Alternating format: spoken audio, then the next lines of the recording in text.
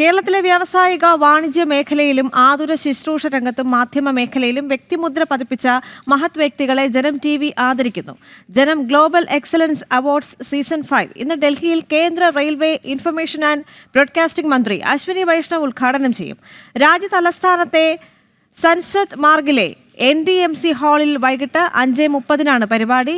S Nandagopan ചേരുന്നുണ്ട് കൂടുതൽ വിവരങ്ങളുമായി. നന്ദൻ പറയൂ.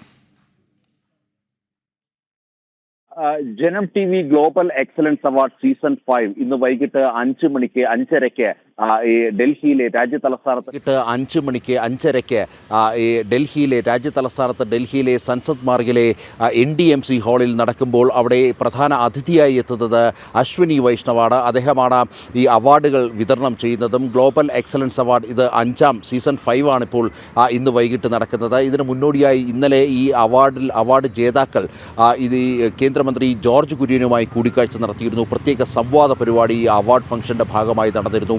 അതിൽ വളരെ ക്രിയാത്മകമായ പല കാര്യങ്ങളും ഉരുത്തിരിഞ്ഞു എന്നുള്ളതാണ് യാഥാർത്ഥ്യം.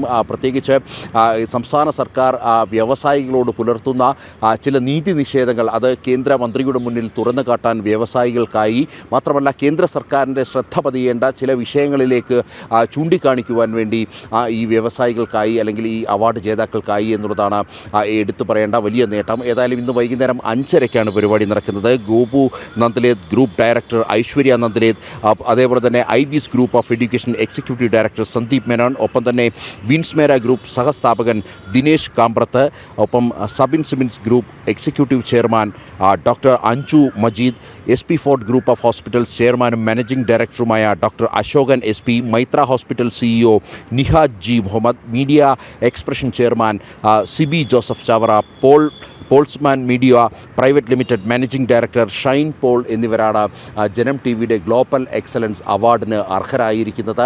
ഇവർ സമൂഹത്തിന് നൽകിയ സേവനങ്ങൾ കൂടി പരിഗണിച്ചുകൊണ്ടാണ്, പ്രത്യേകിച്ച് ആതുര ശുശ്രൂഷ രംഗത്തും ഒപ്പം തന്നെ വ്യാവസായിക മേഖലയിലും മാധ്യമ മേഖലയിലുമൊക്കെ തന്നെ നൽകിയ സംഭാവനകൾ പരിഗണിച്ചുകൊണ്ടാണ് ജനം ഗ്ലോബൽ എക്സലൻസ് അവാർഡ് അവരെ ഈ ജേതാക്കളെ കണ്ടെത്തിയിരിക്കുന്നത്. ഏതായാലും വൈകുന്നേരം 5:30 കേന്ദ്ര റെയിൽവേ മന്ത്രി അശ്വിനി വൈഷ്ണവ് ഈ അവാർഡ് ജേതാക്കൾക്ക് ജനം ഗ്ലോബൽ എക്സലൻസ് അവാർഡ് വിതരണം ചെയ്യും. ദേവിക. ശരി.